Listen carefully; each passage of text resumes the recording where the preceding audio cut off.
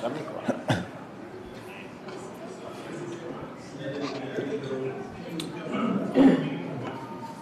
Well, hello everyone. It's nice to see all my colleagues again here.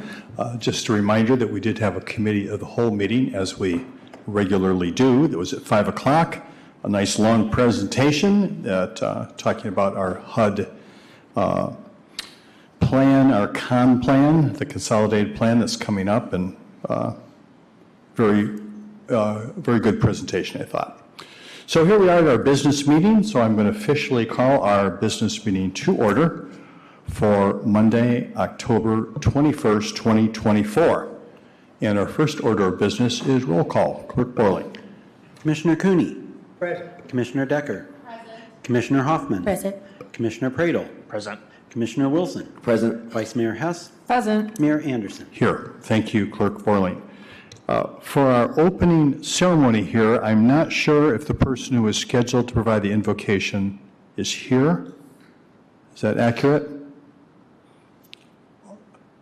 All right. Well, then if you don't mind, Commissioner Cooney, would you be willing to provide an invocation? And I'll ask everyone to stand and then remain standing for the Pledge of Allegiance. Thank you.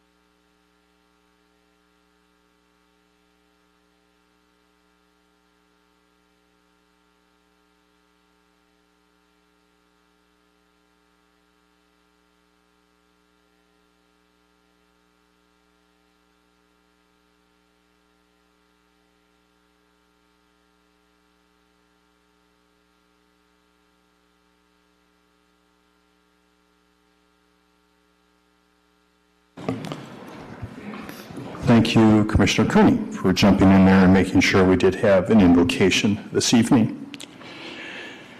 So we have, this seems to be somewhat of a regular thing, we have a series of proclamations again this evening, and that's really a nice way to start our meeting, because what we're doing is we're recognizing national events, we're recognizing good work that's happening here in the Kalamazoo area, and we always have people here that attend our commission meeting to accept these proclamations. So there are 4 of them.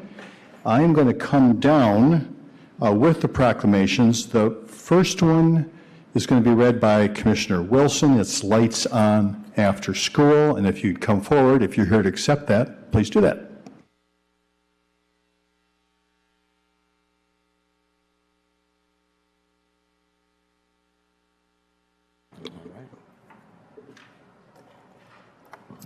All right, good evening. Whereas the citizens of Kalamazoo stand firmly committed to quality after-school programs and opportunities because they provide nurturing, high-quality, and engaging learning experiences that help youth develop social, emotional, physical, and academic skills, and support families by ensuring youth are engaged in supportive learning environments after the regular school day ends, and build stronger communities by involving youth, parents, and business leaders in the lives of young people, thereby ensuring all youth thrive.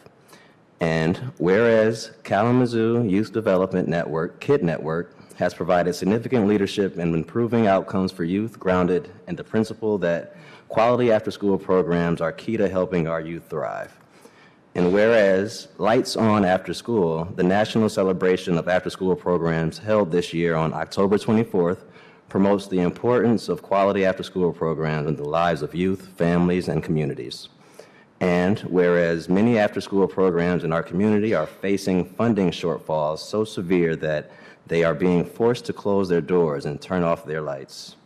And whereas Kalamazoo is committed to investing in the health and safety of all young people by providing expanded learning opportunities that will help to ensure all youth thrive. Now, therefore, I, Commissioner Wilson, on behalf of the 55th City Commission and our Mayor, David Anderson, do hereby proclaim October 24th as Lights On After School Day in the City of Kalamazoo. And be it further resolved that this Commission enthusiastically endorses Lights On After School and encourages our community to engage in innovative after-school programs and activities that ensure the lights stay on and the doors stay open for all youth after school. Thank you.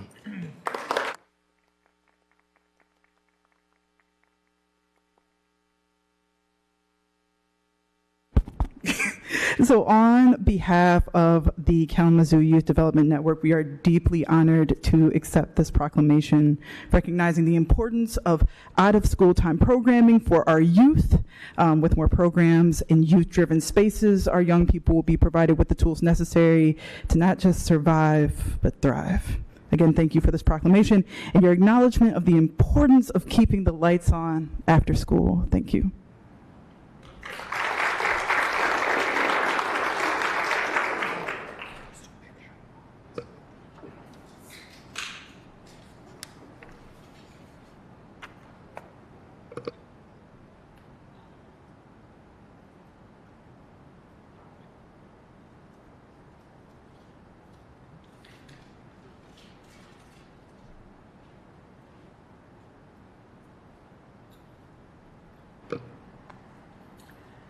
So this is a proclamation for World Polio Day, October the 24th, 2024.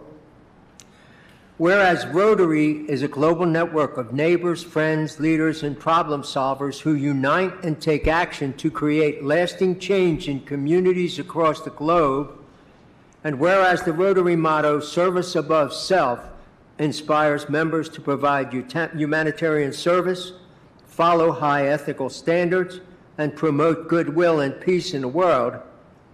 And whereas Rotary in 1985 launched Polio Plus and in 1988 helped establish the Global Polio Eradication Initiative, which today includes the World Health Organization, U.S. Centers for Disease Control and Prevention, UNICEF, and the Bill and Melinda Gates Foundation and Gavi, the Vaccine Alliance, to immunize the children of the world against polio.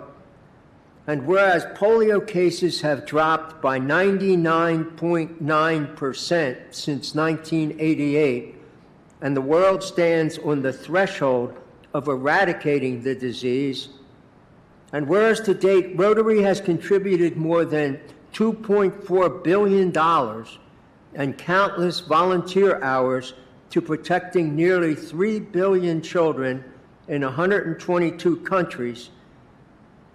And whereas Rotary is working to raise an additional $50 million per year, which will be leveraged for maximum impact by an additional $100 million annually from the Bill and Melinda Gates Foundation. And whereas these efforts are providing much needed operational support, medical staff, laboratory equipment, and educational materials for health workers and parents. And whereas in addition, Rotary has played a major role in decisions by donor governments to contribute more than $10 billion to the effort. And whereas there are over 1.4 million Rotary members in 46,000 clubs throughout the world that sponsor service projects to address such critical issues as poverty, disease, hunger, illiteracy, and the environment in our local communities and abroad.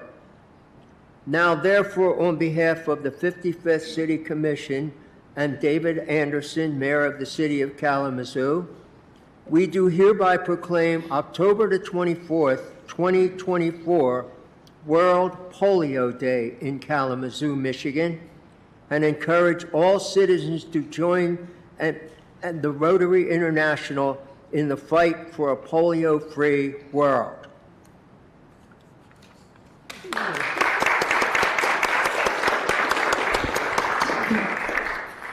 Thank you. And on behalf of the Rotary Club of Kalamazoo and the 1.4 million Rotarians around the world, we accept the proclamation and appreciate all of you for acknowledging the donation efforts and the continued work and the lives that are risked every day to try to eradicate this terrible disease. So thank you.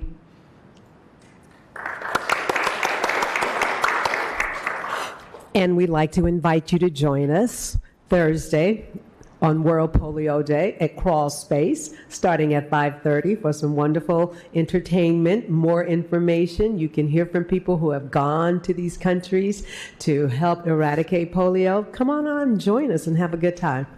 Thank you.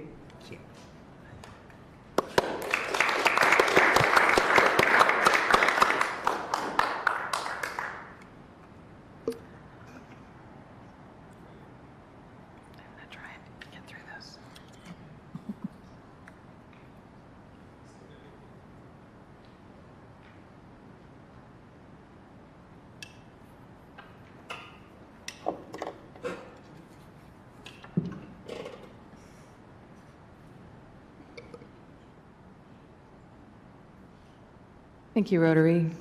Next up is the Kalamazoo Institute of Arts 100th anniversary. Thank you. Whereas, in 1924, the Kalamazoo chapter of the American Federation of the Arts was incorporated as the Kalamazoo Institute of Arts, or KIA, to establish legal responsibility for the ownership of art objects and the solicitation of funds. And whereas in 1931, the KIA began offering art classes to both children and adults. In 1932, the local Palette and Chisel Club, whose members promoted adult classes in the visual arts, joined with the KIA to provide a strong, unified program of studio art. And whereas funded by Donald S. and Genevieve Gilmore, the KIA unveiled a new facility in 1961, designed by Skidmore, Owings, and Merrill, based on a design by Miles van der Rohe.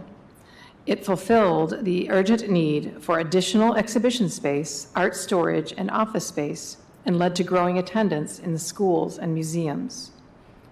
And whereas the size and scope of KIA's permanent collection has grown to nearly 5,000 works through the purchases or gifts from KIA friends and members, with the most important benefactors in the KIA's history being Mr. and Mrs. Donald S. Gilmore, who gave over 200 works of art during their lifetimes, and in bequest, including some of the most important works in the collection.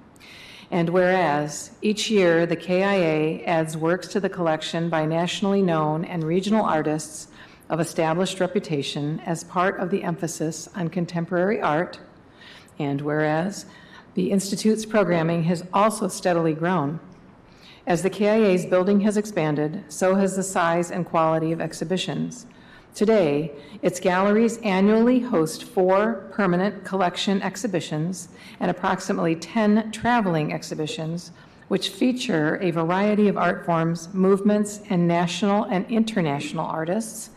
And whereas the variety and number of classes in the Kirk Newman Art School have expanded to meet the needs of the ever-expanding student population, with over 500 classes available in 9 traditional mediums: ceramics, drawing, fiber, glass, jewelry, painting, photography, and digital media, printmaking, and sculpture, with occasional language, writing, theater, wellness, and accessible arts classes. Now, therefore, on behalf of Mayor David F. Anderson and the 55th City Commission, I, Jean Hess, do hereby recognize and celebrate the Kalamazoo Institute of Arts 100-year anniversary in October 2024 in the city of Kalamazoo. Congratulations. Thank you.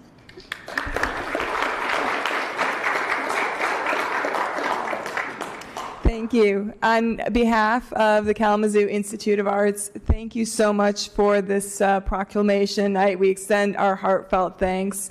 Your support has been so integral to our growth and our ability to serve the community, and we look forward to working with you to connect over the next 100 years to connect people in art, so fostering community, creativity, and culture. So thank you very much.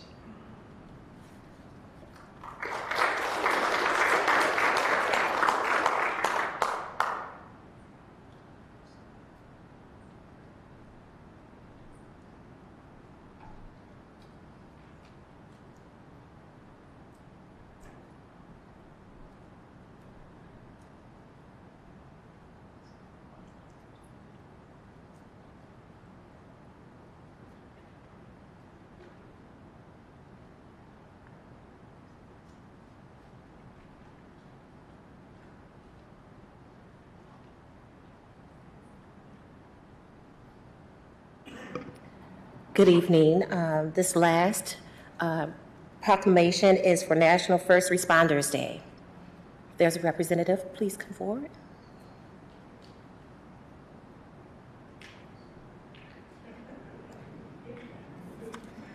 Whereas first responders, including public works services professionals, firefighters, police officers, emergency medical technicians, 911 operators, paramedics, and other emergency personnel stand on the front lines of our communities, selflessly serving and protecting the citizens of the city of Kalamazoo in times of crisis. And whereas first responders respond swiftly and courageously to emergencies, often putting their own lives at risk to ensure the safety and well-being of others, whether in natural disasters, accidents, medical emergencies, or public health and safety threats.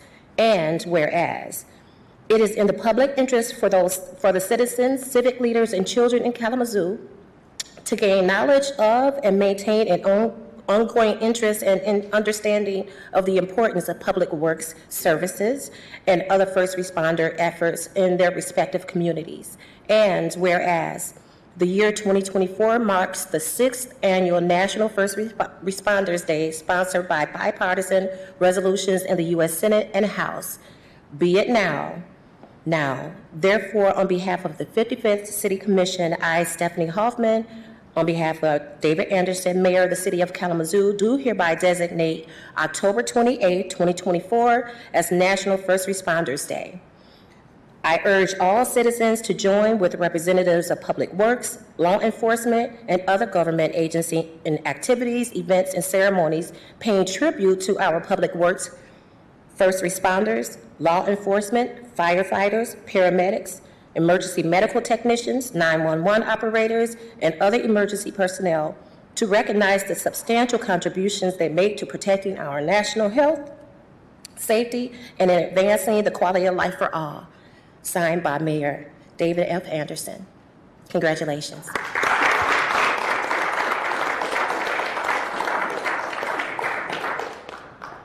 Thank you, Commissioner and City Commission. We appreciate the recognition to all the hard work the men and women at Public Safety, Life EMS, and Public Services do on a daily basis to provide services to the citizens of Kalamazoo. So thank you.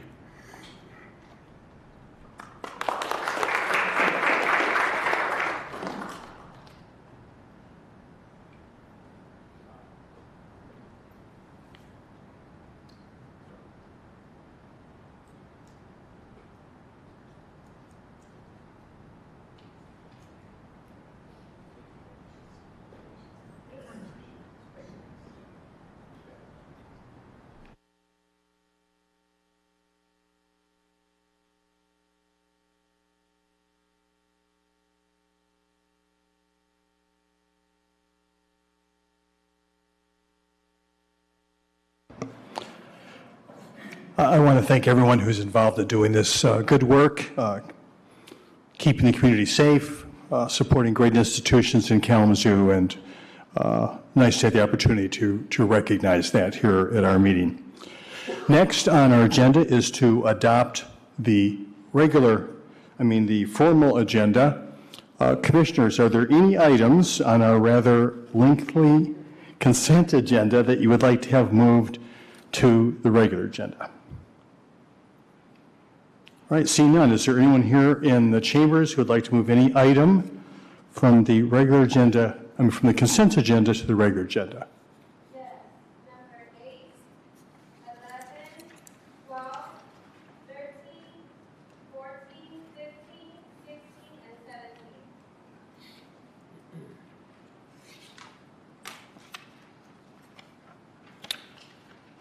All right, thank you. Next, Communications Manager Ritzma. Nothing, Your Honor. Thank you very much. Now is an opportunity for public comments. Anyone who's here in the chambers is welcome to come forward. You'll have 3 minutes. Please state your name and whether you live in the city.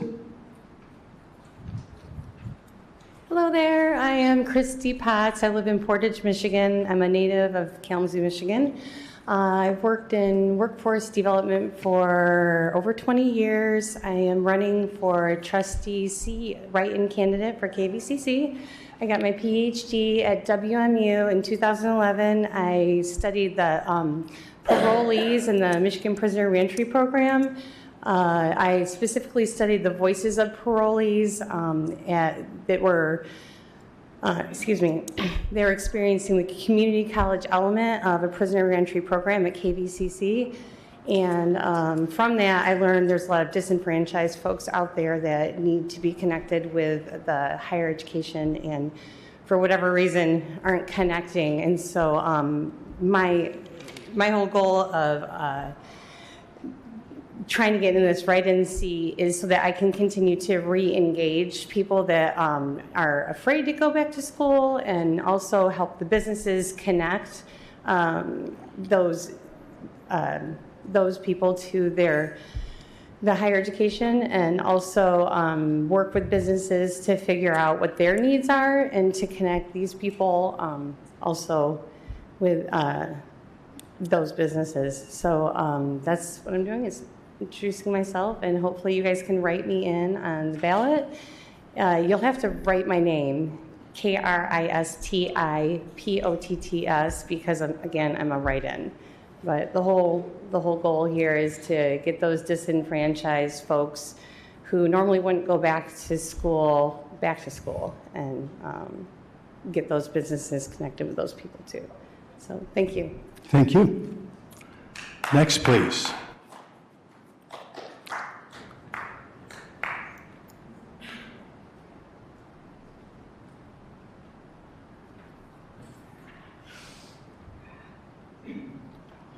Hi, my name is Montoya Sims.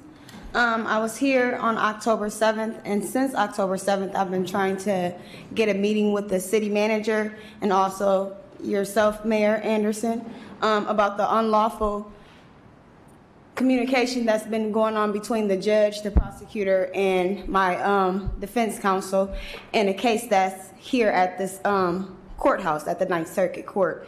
They're participating in a lot of unlawful, illegal activity. I have 2 jobs.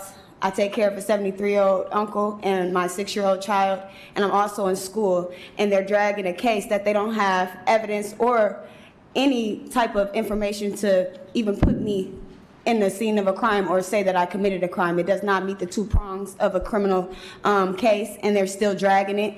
I recorded conversations with the judge, the prosecutor, and the defense attorney stating that they're going to illegally bound the case over to Judge Lightvote again after I just had it remanded. They're still not allowing me to represent myself in court, which I can represent myself. I'm fully competent.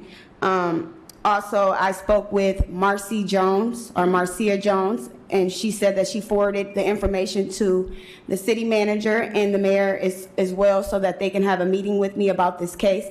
There's no reason that I should be being ignored by the city in any shape or form to address these issues of these local officials, elected officials, who are supposed to be showing non-prejudice and also supposed to be going with the ethnic rules and code of the city. Also, Article 7, B, C, and F gives you jurisdiction and authority to assist me with these matters. Also, the City Commission Ethics Code number 10.6 also gives the commission and board jurisdiction to review, investigate, and assist me with these claims that I'm talking about. As I stated, there are many other citizens. I have videos, recordings, documentation showing falsifying documents in the court, racketeering activity, bribery, you name it, they are doing it there. and it needs to be addressed by the city commission and the board. And I also sent the motion to the clerk of this commission so that I can be able to have a meeting with the board and we can address this at one of these commissions. Thank you. Next, please. Well, I'm going to ask people to refrain from that. Thank you so much. Yep.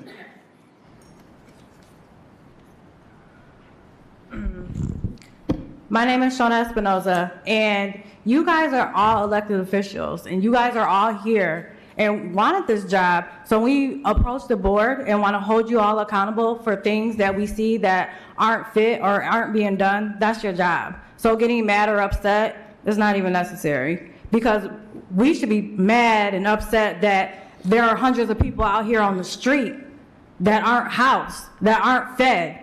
And when they are fed and when they are being helped being housed, it's regular people like myself or organizations that are taken out of our pocket because we care and we don't want them out on the street. We don't want them homeless. We don't want them unfed. We want our babies in beds. We want our babies in schools. We want this commission to be out here with us. So you guys getting mad when we're up here addressing you, you guys can be out your feelings or in your feelings, but how do you think our unhoused feeling, knowing that the winter is about to come up? There's no pods. There's no housing. There is nothing for this winter or the past winters. How many people have to be out here or kicked out of the mission because they don't want to believe in God or follow their rules that have to do with God? You can't push your religion on somebody. That is something that should not be okay. How many people have to freeze outside? How many kids do I have to go to when I go to work and see them, they're tired because they've been up all night, because they've been out on the street and not being able to sleep, because they're worried about somebody might do something to them, or they have no place to sleep, or their parents have mental issues or things going on that prevents them from having things or being housed. We need y'all to step up and hold each other accountable and those others accountable that you sit on this board with. Because there shouldn't be hundreds of people out here. There's children, there's babies, there's infants, there's pregnant people, there's veterans, there's disabled. There's so many people out here on the street. And when they're out here, they're not safe. They're not safe. So many places are full or deny them services. How many of y'all go to bed at night knowing that your kids or your mom or your grandparents or yourself are able to sleep at night in a warm bed, in a warm house, eating a warm meal on a table? Not somebody handing you a warm meal because they came out here to feed them, to make sure they're okay. Because we care. This is money that's coming out of our pockets. I'm a single mother. I'm struggling. But guess what? What I'm going through is less than what they're going through out here on the streets, unsafe. Should no child, no baby, no infant should be out on these streets. They all should be housed, fed, warm, safe. Please do something. Hold yourself accountable. Hold your counterparts accountable. Thank you. Next, please. Please, I'm just going to ask just to keep that to a minimum, because I want this to be a safe place for people to express their feelings and not either be booed or cheered. So this is just, will allow people to state what they want to state, and we'll just protect around that. Next, please. If someone wants, you have to come forward if you want to speak. Part of my nervousness. My name is Angela Manning. I've been on the streets for, this is my first year, but I've been on them before, and it seems to be a reoccurrence in my life. I came from a separated home, this and this and that. I have a story, this is what it is. The problem with it is the fact that these people are becoming conformed to one thing, one time, every day. They know exactly what to do, exactly where to go, exactly where to be fed, housed, clothed. And some of them, the ones that are really need mental health issues, aren't getting them.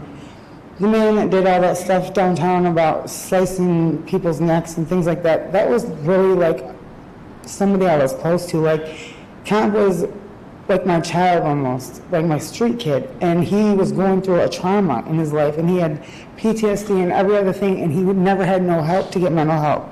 You know, and I know mental health is a big issue on the streets, but like, for me, I sit on my perch, I call it, it's my wall, and I look at these people and I see exactly what they used to be first. I see carpenters, I see teachers, I see wives, I see husbands, I see children, I see caregivers, I see a lot of things that people have died out in their life because they just got so tired of worrying about what they were going to do next. And myself included, you know, I won't even be selfish and take the time, but I, myself included, I'll just say, there are a lot of people out here that don't have the right resources to be able to go, you know, and mothers don't know that children come back, you know what I mean? So they're stuck the whole time grieving over the fact that they messed up in their life and now they have CPS and now they're homeless. It's just a big cycle. I see a lot of that. I see a lot of men that have been laid off 20 years ago that have been veterans maybe of the wars, things like that, that have nothing but are so smart to sit down with and conversate with. I don't think there's enough community interaction as far as the people that feed us are people off the streets themselves. And one homeless person will give one other homeless person $1 before anybody else will, and that's a shame. So all these extra things that are going on and at the drop-in, I don't even know what's going on over there at Ministries with Community because whatever's going on in there is not correct. And we should not have no water source. All the water sources are off in Kalamazoo. The drinking fountains, everything. We have some aggressive police officers that they like to come and harass us. There's no way for us to put a tent and everybody's cutting the bushes down. So even if we wanted to hide, we couldn't. Like, on my life, this is our life. And I would hope that when you go home to your families, you hug and kiss your kids, because some people don't have that. And some people don't know why they don't have that. Because it could be a multitude of things. But I'm just letting you know, I appreciate your time and I hope to be involved a little bit more because I really wanted to do this. And I thank goodness Charles did this for me because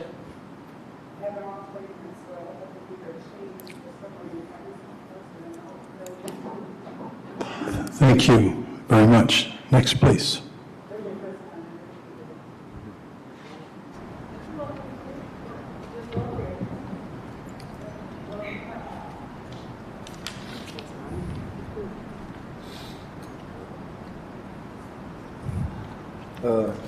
How y'all doing? My name is Eddie Marvell Jones. My uncle just passed away a couple of years ago, but what I've been noticing around here is that it's like a lot of new housing and the development going on, but it's not affordable. And that's, I mean, not that that's bad, or, you know, I'm not trying to be like, well, the rich people got to take care of the people that really ain't got a whole lot going on. I mean, y'all can do what y'all gonna do, you know what I'm saying? But I mean, like, at the same time, some of these people that I've seen and dealing with being outside 18 hours a day or so like that, looking for a job, what's going on, what I think is going on is that the mission or the shelter in Battle Creek been shut down. So a lot of them people is coming here. And it's like, it's not that it's like a bad thing, you know what I'm saying, but I just kind of wish there was like more of, not just affordable, but like housing being put up where it's not just, you know, good for one person, you know what I'm saying, but anybody can use them, you know what I'm saying, and that, you know what I'm saying, I mean, like, this like my first time even coming down here, you know what I'm saying, so I mean, like, I really don't know who all y'all is, really, you know what I'm saying, but I'm sure y'all is like important in y'all demographic, you know what I'm saying, but I'm for the peoples, you know what I'm saying, and you know, I got stuff going on, and you know, it's a lot of good people out here, you know what I'm saying, they just need a chance, you know what I'm saying, that's kind of what it is, you know what I'm saying, like, yeah, I do have a record or whatever, but I'm not my mistakes. I don't live by my mistakes, okay, yeah, I do have a record. You know what I'm saying? I have done wrong, but, you know, I got out of the jail. I maybe got out probably like last year, and I just now found a job through the grace of God. You know what I'm saying? So, I mean, like, you ain't really got to believe in God and all that stuff, but at the same time, you got to ask yourself, like, what am I doing, you know what I'm saying, to help just a little bit? You know what I'm saying? I ain't saying, like, you know, use your own money and all that, and, you know what I'm saying, build, you know, bills and all that, and put homeless people in them and stuff like that, because everybody don't really deserve that, you know what I'm saying? They don't appreciate what you would do for them. And that's the thing. Some people don't appreciate what you do. They just think it's theirs, and they, you know, they not entitled, but they just believe that they supposed to get it. But that's not life. Life ain't easy. Life come with mistakes. Life come with different type of issues and stuff like that. That's always leading on to something else. You know what I'm saying? But I ain't gonna chat it up too much. You know what I'm saying? Really, I was just only coming down here because somebody invited me. I don't really know what's going on, but what they were saying was pretty cool. So I mean, like, I probably gotta head out here in a minute. Thank you. Appreciate it. Next, please.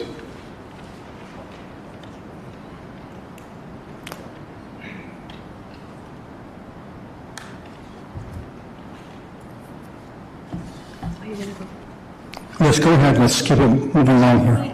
Okay. Hi, my name is Robert Busick. My name is Bobby. Call me Bobby. You know, a couple months back, I got hurt. I broke my neck. In the hospital, I had surgery done. I was paralyzed for a little while. I came down to I lost my job, my apartment, stuff like that. You know, things that would normally happen. I came out here to the streets and I was looking around. I was like, I just couldn't believe what I seen. I just couldn't believe it. And I never expected to see tents along Kalamazoo Avenue. I mean, you know, the highway, right? I mean, welcome to Kalamazoo. And it's homelessness, completely wall to wall. You know, every street you go down, it is littered everywhere, like trash. Like absolutely, like literally like trash. I mean, if you don't believe me, you could just drive back around now yourself and see. These people, you know, the capacity level is like, I don't know, there's maybe 100 or something like that. There's like, I know for sure, over 1,000. There's nowhere to go. There's nowhere, I mean, there's a couple places, you know, and I thank God for the people that do feed everywhere. The Red Door, you know, the church, all these churches and the mission and the drop-in, all the places, and all the people that do donate, they come in there and they feed in parking lots and stuff and hand out water, all the people that do donations and stuff, but still, you know, there's a lot of people out there really suffering right now. They're freezing. It's cold. It's getting cold. I'm out there every night. I know this. I've never been out there really, never. Maybe little camping trips, but nothing like this. I've been out there going on 8 weeks now. 8 weeks. I sleep on the sidewalk under a tarp right now. I think I saw him. That's another thing. Thievery, you know, all that stuff goes on. You know it's going to happen no matter what. It's just life. It's the way it is. But, you know, no one has a way to protect anything. There's nowhere to store anything. And that's why you see all the trash that's thrown around and people's stuff just stacked on the side of the road. There's nowhere to go with it. I mean, they have nothing to offer for, you know, for housing, for even their property. Even anything close to that, you know? There's buildings around here, houses around here, there's nothing. They're caving in and falling down. They're using for something. Put a storage locker in there for people that are homeless. Might as well. That's what they're used for. Business. Thank you. Thank you. Next, please.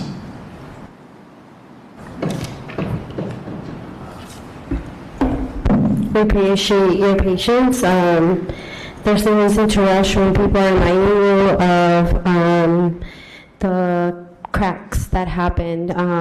I was seeing the video for the earlier meeting for the consolidated plan, and just, you know, reiterating what we've been coming and saying this whole time about the wages not keeping up with rent, and where the 30 to 50% AMI is the biggest demographic that is struggling. And yeah, we are a collective voice, and when we come here and we talk to y'all stern and hard, it's because we are having to support the people who are falling through the cracks. There should be no cracks. That's the systemic part, right? That's where we have to talk about racism. We have to talk about who benefits, how deep these programs are going to make an impact. For me, when they talk about the current housing need being, what, 1,058 right now, and then we talk about only helping 300 households, well, 375 with the combining the two for like deposits and eviction prevention, and It just doesn't make sense, right? These programs are not robust, and it actually speaks to the deeper systemic issues with like the HUD and the home. I went to the meetings where you put your little dot, and I spoke at length with the person who was giving the presentation. Actually, there's a video. It's very educational on Facebook. I recommend people to go watch that on my Facebook. And she told us straight out that that money is not going to make a systemic change. Like, that money was not designed for that. There's too many stipulations. It's like she said in the previous meeting, the new developments are going through different budget avenues, right? Economic areas because of the red tape. And this also speaks to the arena as well. If they're going to be paying between $14 to $19 and the state housing wage is $23, there's no economic equality. I need you all to speak up and start being a voice for the things that are being said and the real community concerns that are being brought up. That arena is not equitable. Y'all made a mistake back in 2 years ago where y'all afforded funds so fast it was not equitable. This is about approving things that are not equitable. That arena was rushed. We see whose interests are at heart, especially with the FFE. We see since 2017 what has happened. We could have had a housing first program. We could have already had 2 public shelters run by the state instead of just depending on religion. So we're not doing the things we need to be doing. I'll talk at length more when the other points are brought up. Thank you. Thank you. Next, please.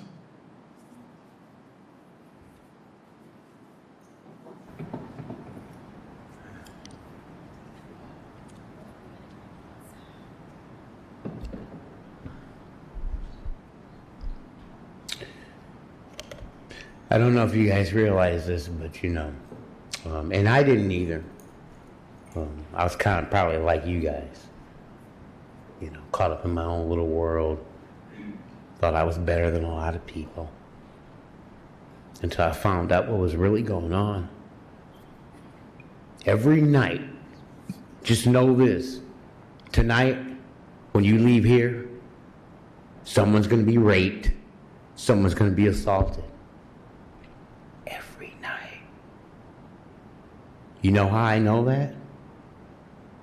Because I came down here and I started being down here and being present and seeing it. And being amazed at the lack of response. I was in the bus station the day that guy's head got blown off on the bus.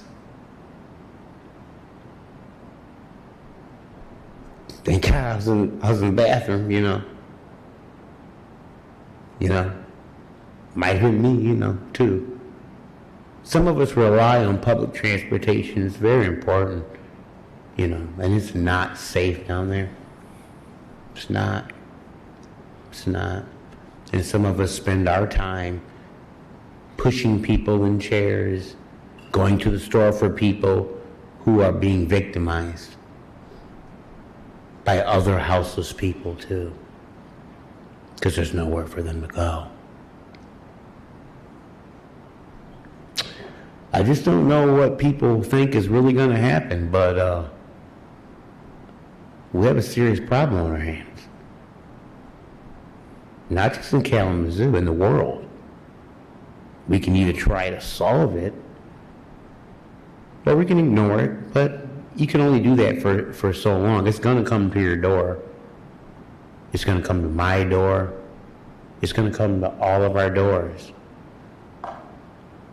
The last meeting, the very last meeting that we had before COVID, I remember it well because I was very concerned because of public, bathroom, accessibility, Because technically when Gretchen Whitmer signed that executive order, if you weren't curfewed somewhere, then really authorities could have detained you. You weren't in compliance with the executive order. What do you do if you're homeless? You can't curfew. So I was concerned about that. I was concerned about bathroom usage. Now we do have the one on Water Street. Yeah, okay, yeah. My concern was because in the state of Michigan, if you're caught using the restroom outside, I mean, technically, law enforcement could interpret that as, you know, a sex crime of some kind. Third degree, you're exposing yourself. Have any of you guys ever pooped or Thank you very much. Next, please. Thank you.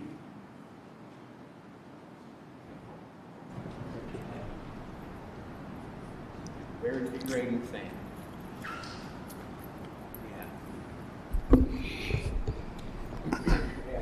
Hi, my name is Tina. I live in Kalamazoo. I've been here all my life. I've lived in my home for 38 years. I've also paid taxes for 38 years. Come on, Kalamazoo, we can do better than this. It's time to fix these problems we have. All of them. There's so many. I know a lot of homeless families too. I know a lot of children that live out on the streets or live wherever they can in a car or wherever. I feed a lot of those children. Come on, guys, we got to do something. It's getting cold. It's getting bad out there. These little kids need a home. People need something. I come up here to fuss about the flooding. I come up here to fuss about asking you guys to fix the sewers and the storm drains, as I always do. But then I hear all these stories. We can do better. We've got money flying around like crazy in Kalamazoo, but none of it's doing what it should be doing. We need to help people. We need to also save places. We need green spaces. My only grump with you guys is, if you're going to build the Hawthorne project, please build it at the old DHS building and don't flood us anymore. That's all I ask on that matter. I don't care if you build it over in my neighborhood. People need a home, but just not in a floodplain. Thank you. Thank you. Next, please.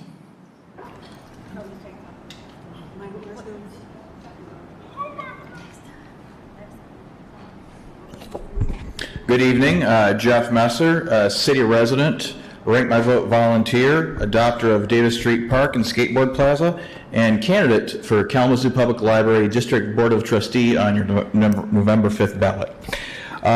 So I've been talking about it for months, and it's finally here. Rank My Vote's Kalamazoo Town Hall about ranked choice voting. It's coming up this Saturday, October 26th, at the Central Branch of Kalamazoo Public Library in downtown Kalamazoo, in the Van Dusen Room on the 3rd floor at 1:30 p.m. Our town hall is part of our 40 Town Halls in 40 Days series. Across 40 days from late September to November 2nd, we have and will continue to be holding 40 town halls in 40 different Michigan cities to educate people about ranked choice voting, and more importantly, to inform them that we have a statewide petition drive coming up next spring. Next spring, and lasting for up to 6 months, we're going to be collecting we're going to attempt to collect 700,000 petition signatures using all volunteer labor. So we're going to need thousands of volunteers to help us with that. So we want you to come to our town hall this Saturday, October 26th, 1:30 p.m. Central Library, downtown Kalamazoo, to not only learn about the mechanics and benefits of ranked choice voting, but also hopefully, if you want to help us collect signatures next year, you can come and sign up. So the forum, the town hall, there'll be about like a 45-minute presentation on ranked choice voting, and then there'll be a question and answer. So if you have any hesitation about ranked choice voting and its benefits, please come to challenge our presenter. We like challenging questions. We want everyone to understand exactly what this is. That way, when we ask for your signature next year, you're ready to go. And then in November 2026, you're ready to vote yes on it. Just by the way, ranked choice voting is currently available to voters statewide in Maine and Alaska, and they do use it in some statewide elections in Hawaii. And it's going to be on the ballot in 5 states or federal districts this November: Oregon, Nevada, Idaho, Colorado, and Washington, D.C. So if those 5 places pass it, it's going to make it a whole lot easier for us. So again, I am a candidate for Kalamazoo Public Library District Board of Trustees. You'll find this on the back of your ballot. My name is literally the last thing on half the ballots. They rotate the names, and on the other half of the ballots, my name will be second to last. And Christy spoke earlier. If you look at KVCC Board of Trustees on your ballot, you'll say vote for 3, but there's only 2 candidates on the ballot.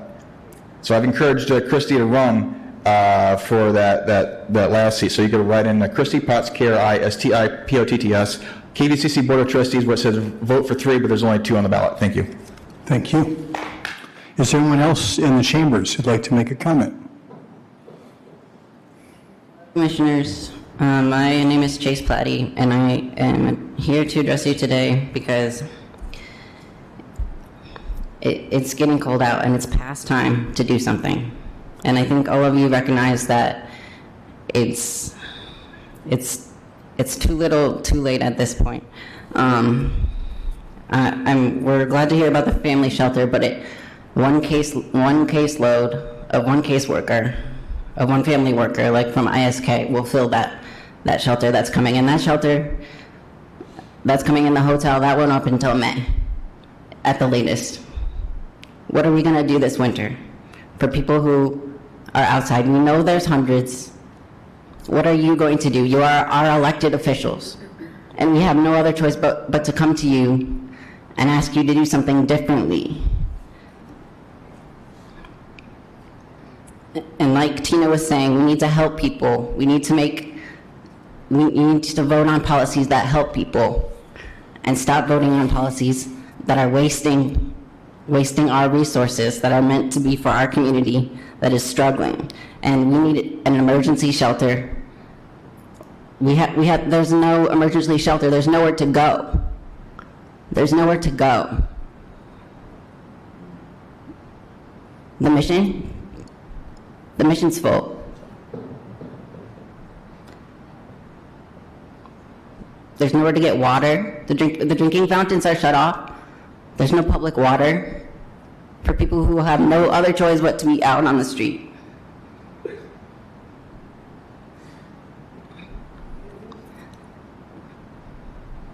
The bottom line is, you all need to do better. You need to answer your emails, and you need to be accountable to the community that is coming to you and asking you for help. And you need to show up in the community and show up and show people that you are doing the right thing and that you know you are fixing the problem. Because right now you're avoiding the problems. Avoiding, and it's getting colder, and people are going to die. People are going to be cold, and this is an issue that it's too late to keep avoiding it. And the solution is money for policies that help people, like a shelter, like multiple shelters, like policies that are for people from 0 to 30% and 30% to 50% AMI, that are not making enough to be able to afford a place to live.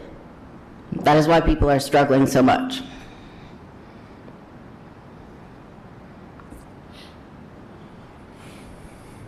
And if you're uncomfortable, I'm glad, because this is uncomfortable. This is uncomfortable for all of us, and it's a problem that needs to be fixed. Thank you. Thank you.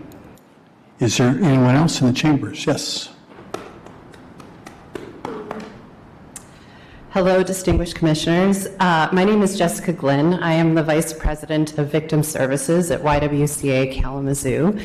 And I am here to thank you for your support of the Kalamazoo Community Courtyard project that is on your agenda this evening.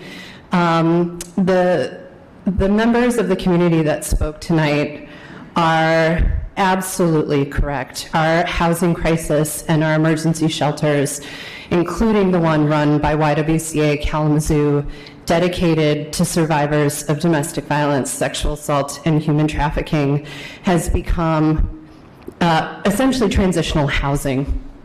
Our shelters are overrun. When we are able to provide a room to a survivor and their family, it is almost as though we are telling them they won the lottery.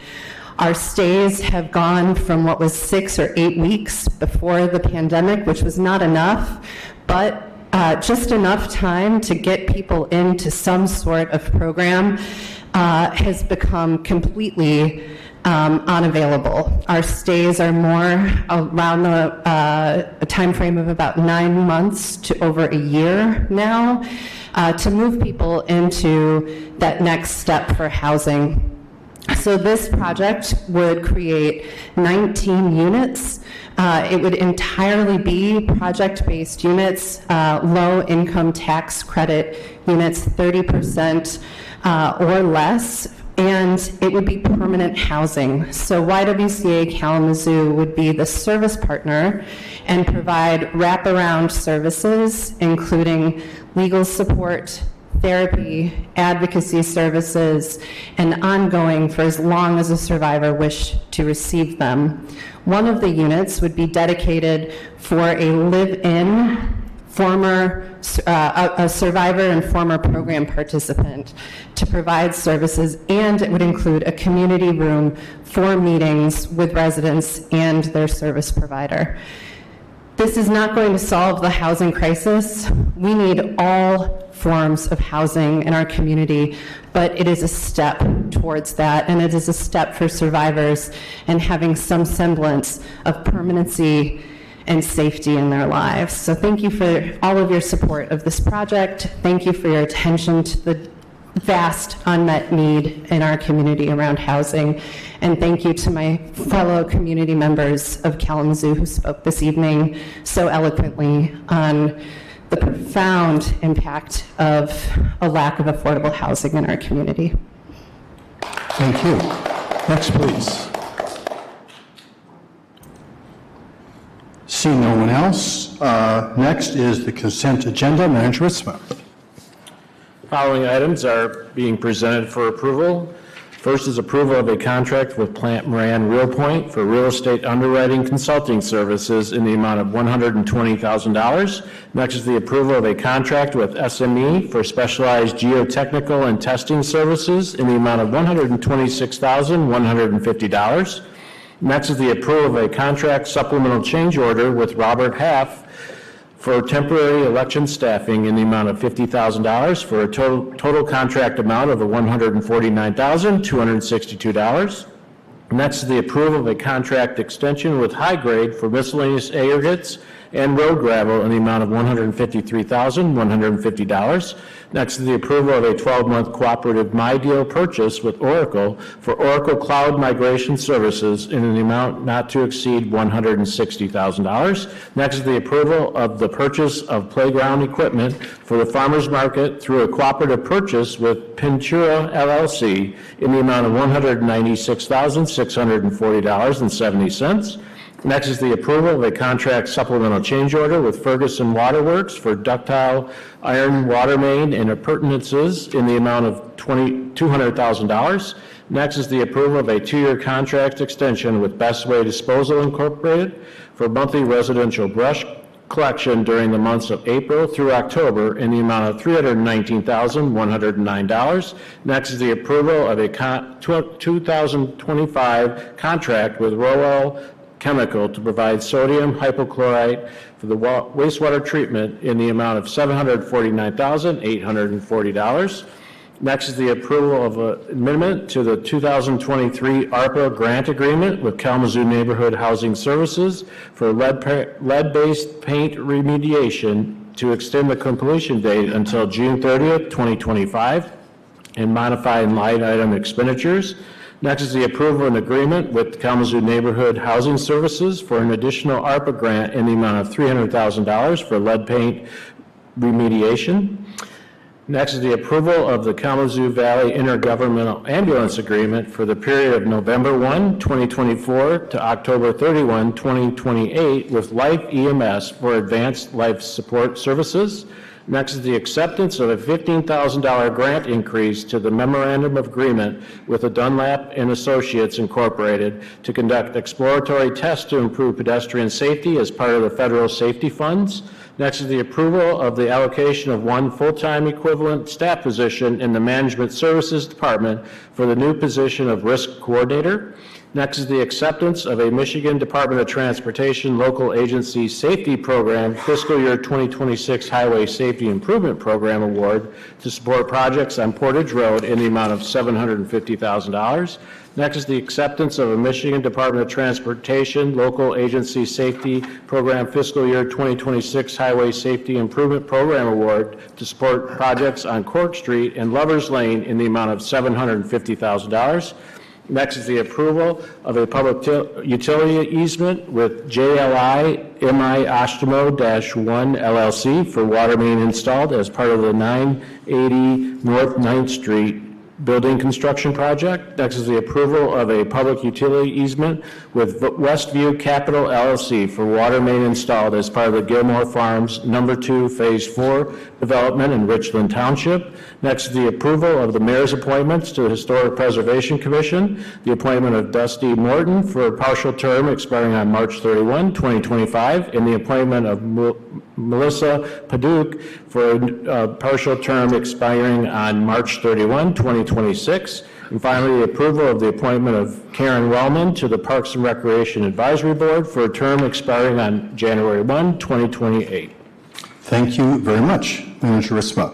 Commissioners, the recommended action is a motion to approve items 1 through 7, 9 and 10, and 18 through 28, and authorize the city manager to sign all related documents on behalf of the city. Is there a motion?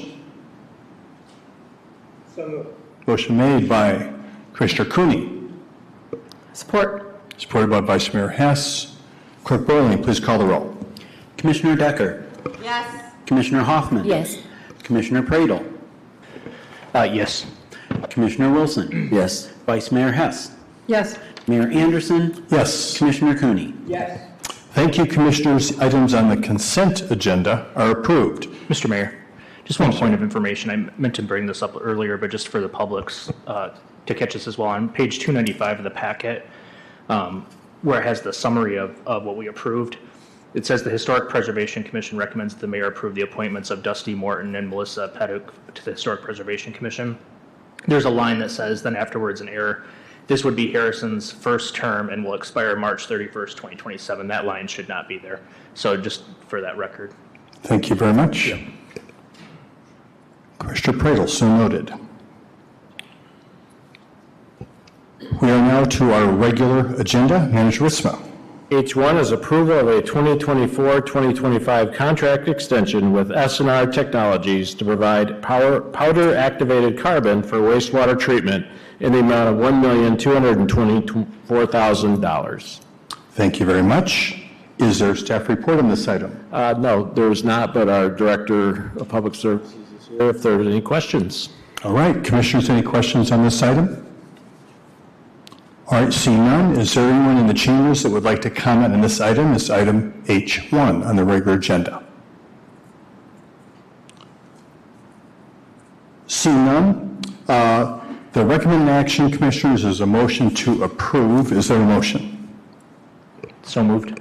Motion made by Commissioner Pradel. Support. Supported by Commissioner Wilson. Any discussion, Commissioners? Thank you. Clerk Borling, please call the roll. Commissioner Hoffman? Yes. Commissioner Pradel? Yes. Commissioner Wilson? Yes. Vice Mayor Hess? Yes. Mayor Anderson? Yes. Commissioner Cooney? Yes. Commissioner Decker? Yes. Thank you, Commissioners. The motion passes. Next on the agenda is item H2. City Manager Risma. Adoption of an ordinance to amend Section 4A-6 Social Districts in Commons areas to eliminate the sunset clause in subsection 4A-6K. Thank you so much. Is there a staff report on this item? No, there isn't, Your Honor. All right, we did have some discussion about this earlier. Any questions for staff or Commissioners on this item? All right, seeing none. The recommended action is a motion to adopt the ordinance. Is there a motion? I'm sorry. Need to give anyone in the chambers opportunity to comment on this item H2. All right.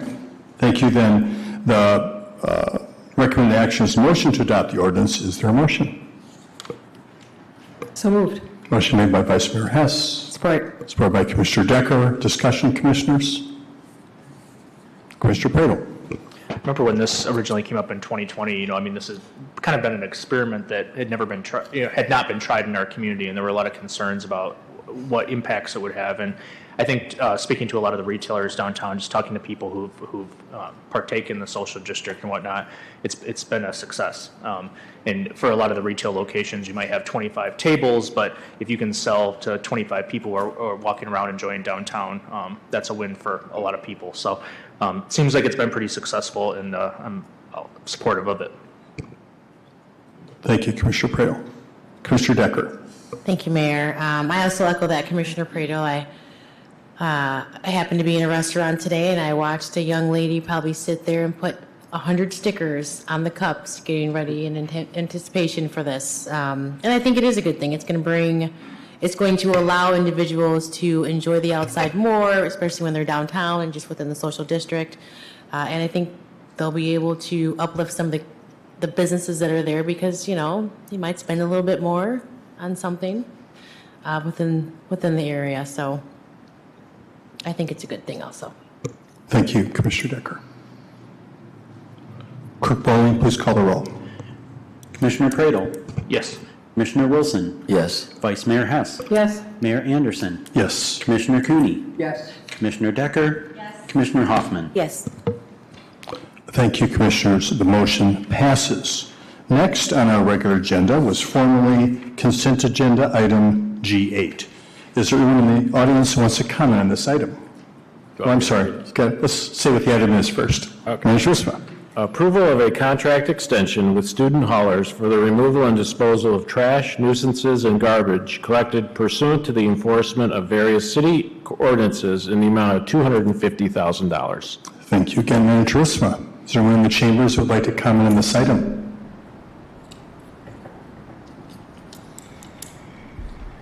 I'm not sure if there was a presentation, hi, I'm Kay, about this, but I just want to know, I know the student haulers has a history of working to sweep homeless camps, so I just wanted clarification about if this was gonna be part of that cleaning up sweeps like the other agreement, but that's what I wanted to know. Thank you. Thank you. Is there anyone else who wants to comment on this item? See no one, the particulars on this particular one, I think, are related to nuisance, trash. Yeah, the background material doesn't reference homeless encampments. I'm sorry, I just... Closed. Yeah. There'll be many opportunities for you to comment on various items, but we're just getting an answer to that question right now. Thank you. I'm sorry, Manager Risman. Oh, so James Baker's here. I don't know if he can speak to what the student haulers is for as far as collection goes.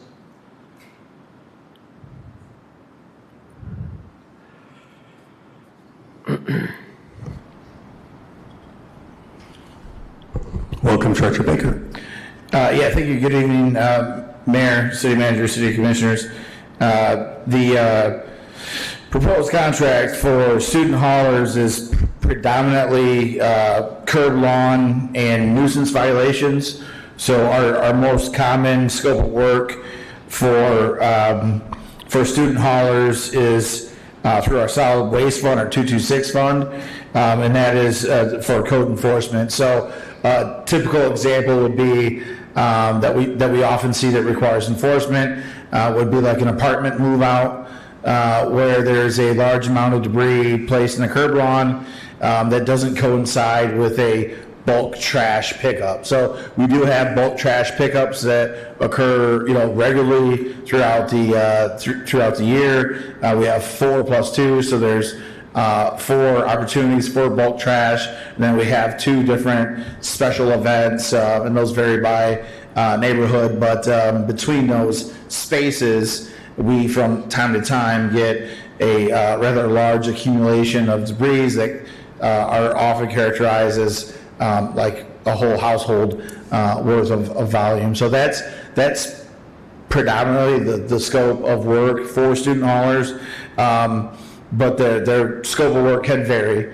One thing I do want to note is that contract amount, that's a budget amount. Student haulers is only paid for the work they perform, and that's true for all of our contracts. You saw a lot of chemical contracts today and such like that. We don't write a check to those vendors for that amount. That's the amount that's approved for that contractor to do work up to that amount.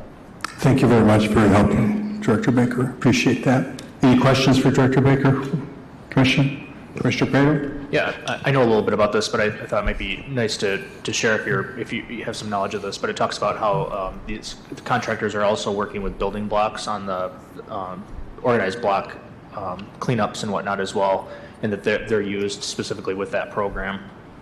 Do you mind speaking a little bit to that? Yeah, that's a great point, Commissioner. So our 226 fund, which is our solid waste fund, not only does it, we have our programs, our bulk trash programs that are advertised in View from the Curb. One of the other programs that we do support is building blocks, and so student haulers is a part of that work.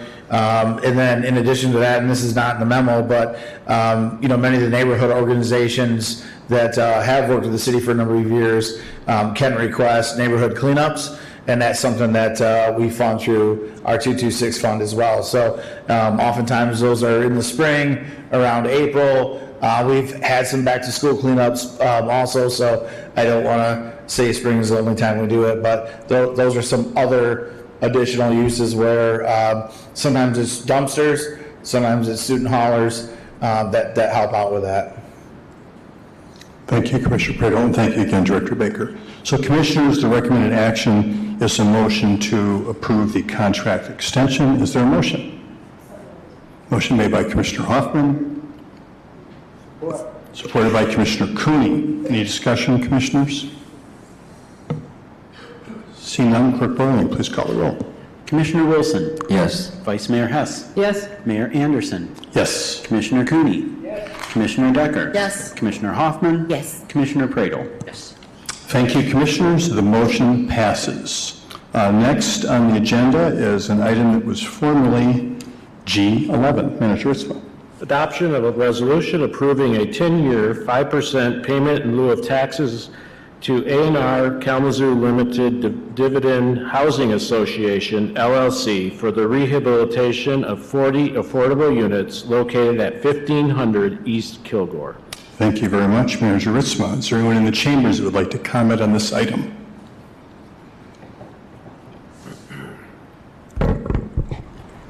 Okay, so I just want to make a point about all these funds. So there's 40 units. It sounds good. I encourage it, but when we look at the numbers that were said before in the consolidated draft plan, these numbers don't even make an impact, not even like remote impact. If only 8 of these are going to go to 50% AMI or below, and the 50% or below AMI are 67% of the renters, and are experiencing 70% of the housing cost overburden, which is paying 30% or more of their income in rent, from the total 56% renter population. When we talk about the housing needs, right, the 1,058, in the downtown and core neighborhoods, that is not going to be attainable to 50% or below mostly, because as it was said in these chambers, once again, a lot of times the affordable housing gets absorbed by the 60 to 80% AMI, so that there's not much left for 40% or below, which is where we really need to make an impact. And I know you all heard people here, talking about their needs, and like, we really need to do something drastic, more than this. I applaud these efforts, and I really have mixed feelings, because as a community member, yeah, these are the kinds of things we want to see, right? Like, good. But as a community activist and seeing the need, the greater need that there is, I'm just like, it's just not enough. It's just not enough. And we can't sit here and let I don't know, it seems like just an excuse, right? Like, I don't know how many people that are involved in this program are patting themselves in the back like they did something good when it's not going to make an impact. And I know that sounds harsh. But there's people that are going to freeze to death, and only 8 of those are for 50% or below AMI. And we're talking about needing supportive services, and we're talking about needing things that we needed 30 years ago, that we needed 40 years ago. So I don't discourage this. I'm just disappointed that based on the statistics that we heard earlier in the previous meeting, it doesn't show like much of an impact is going to be made where it needs to be made, where it's supposed to be made systemically. Because when we talk about being below 30%, we're talking about predominantly Black, brown, and indigenous people. And so I'm just saying, don't feel too comfortable with this. This is for the future, and people are going to freeze soon. Thank you. Thank you. Is there anyone else that wants to comment on this item? Good evening, Jeff Messer, city resident. Just as a practical matter, our community is overzoned. It's my understanding that about 75% of our residential parcels are single-family zoned. That means it's illegal to construct anything there other than a single-family home. A single-family home would be one that can contain no more than 2 unrelated people and a border. So in other words, on all these lots, 75% is a number I've heard, and it seems about right. It's illegal to construct a duplex there, a triplex, a quadplex, or anything larger. Trailer parks are not allowed outside of commercial zones.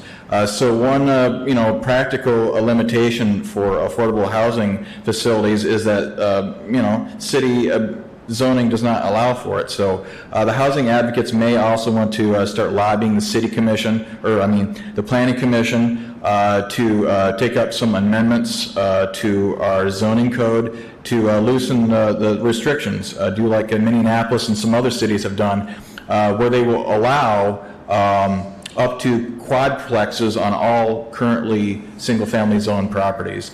So thank you for your consideration. Thank you. Anyone else who wants to comment on this item?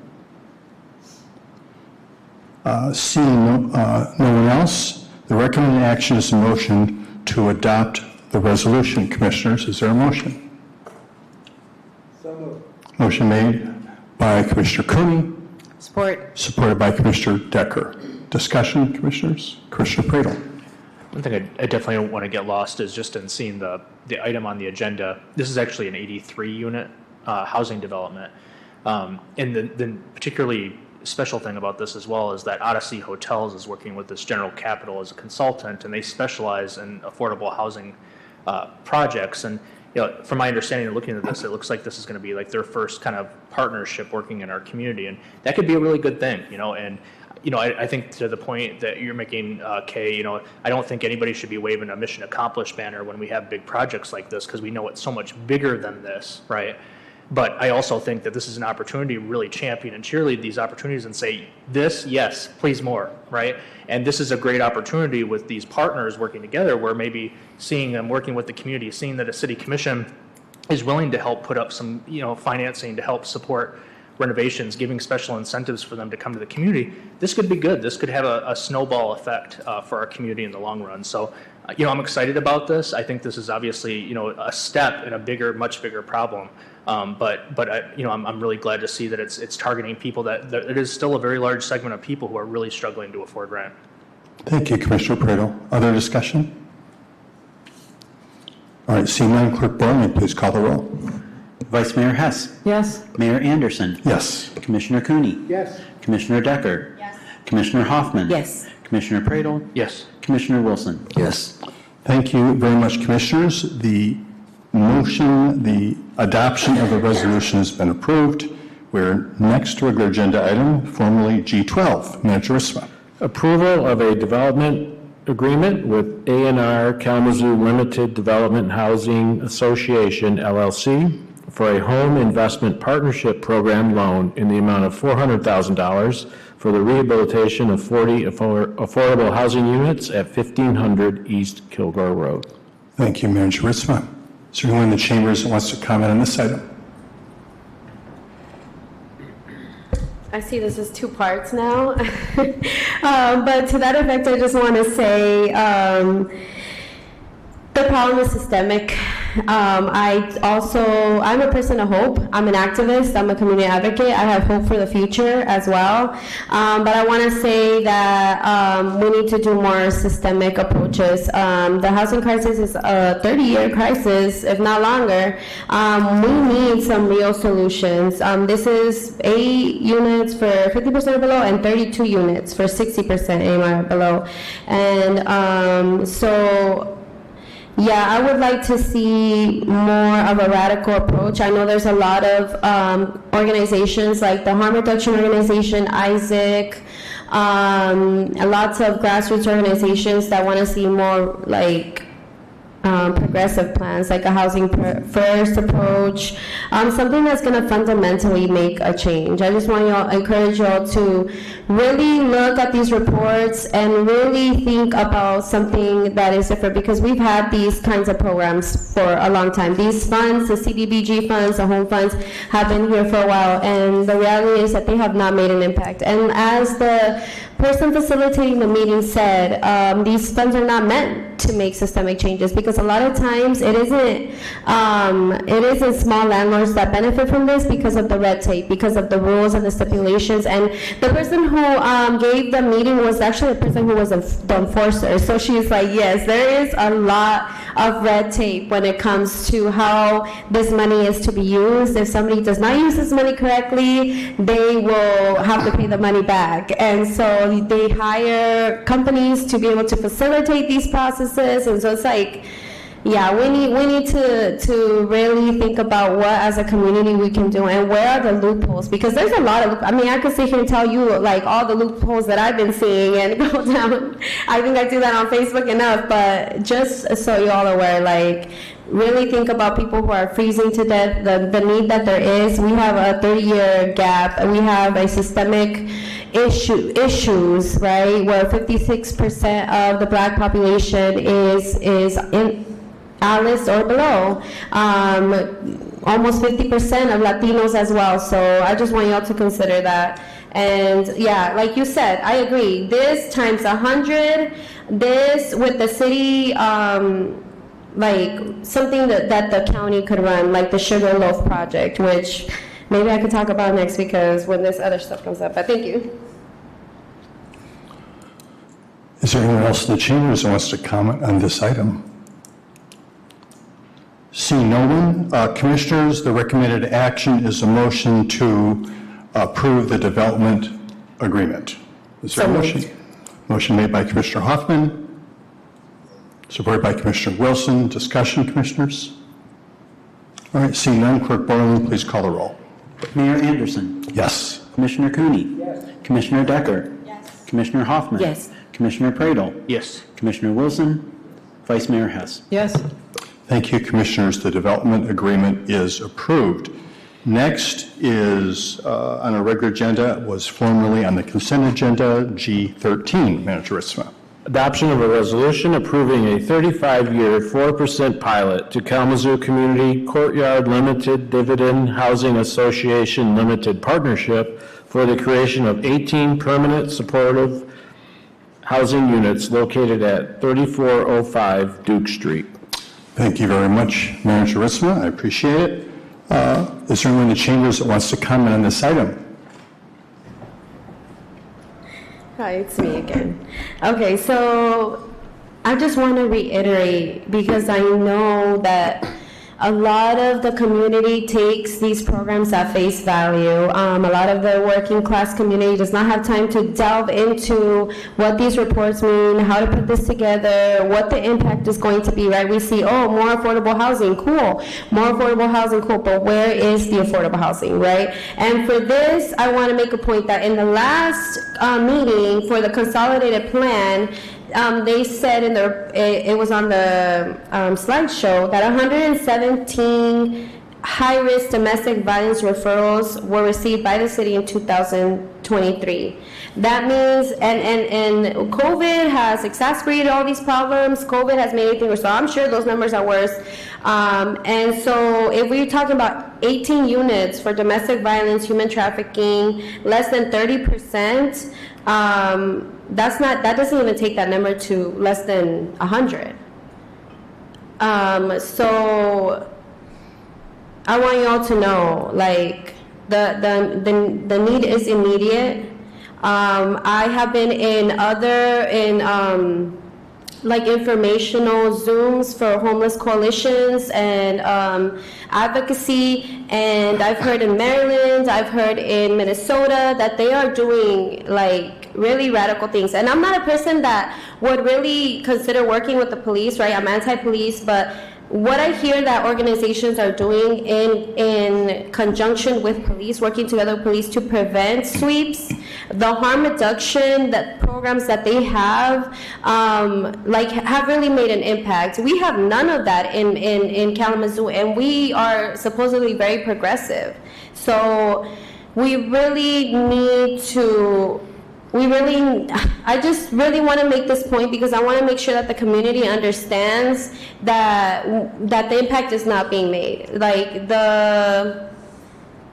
I guess the good intentions are there, and as far as the possibility goes, I also understand that based on like how this money works and how the city works, but that is why we need y'all to stand with us and listen to the community and start trying to take radical approaches to what is happening in Kalamazoo, because the problem's only getting worse. And I know everybody, your emails are, I don't hardly email because I know your emails are flooded with people every day bringing you information. Housing First is a 30-year study done. So it is only a matter of us organizing our resources better in Kalamazoo to be able to achieve something that is not just, to me, performative, to put it very bluntly, because I'm blunt, but thank you.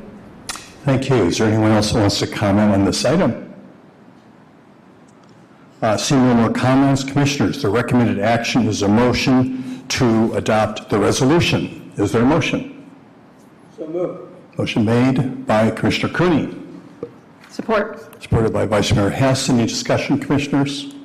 Seeing none, Clerk Borland, please call the roll. Commissioner Cooney. Yes. Commissioner Decker. I will abstain. Commissioner Hoffman. Yes. Commissioner Pradle. Yes. Commissioner Wilson. Yes. Vice Mayor Hess. Yes. Mayor Anderson. Yes. Thank you, Commissioners. The motion passes.